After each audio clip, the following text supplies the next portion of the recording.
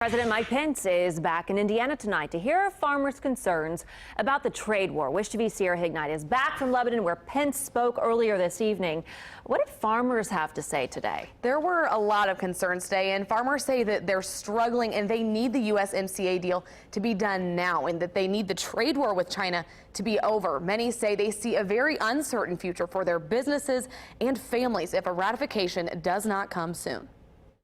Farmers of various products shared their concerns to Vice President Mike Pence on Thursday, but the common theme was urgency. It's been quite a struggle. Many farmers say because of the trade war, they've had to use up their equity that they had built up in their farms in order to live and pay bills. Many of us intended to use for retirement or send our children or grandchildren, in my case, to college.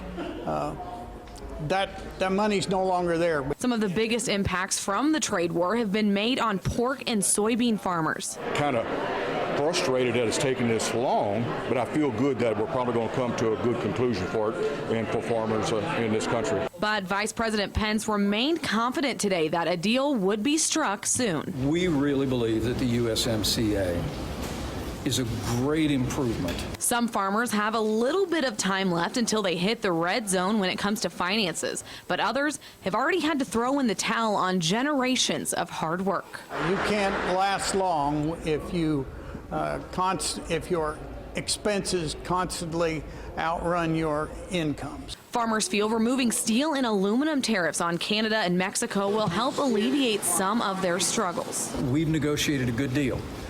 The President's done his work. Now it's time for Congress to do their work. And we're very confident that our partners in Canada and Mexico will live up to the agreement. They're prepared to ratify the agreement, but America's got to lead.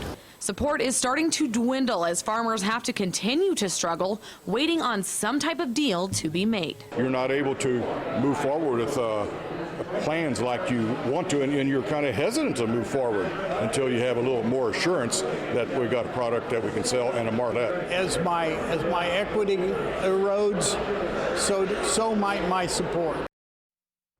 I spoke with some farmers today who said because of the farming industry has taken such a hit and such an uncertain future for that field that they have encouraged their children to take a different route. Sierra Hignite, Wish TV News 8. All right, Sierra, thank you. And as you just heard, Vice President Pence says the agreement replacing NAFTA will help farmers.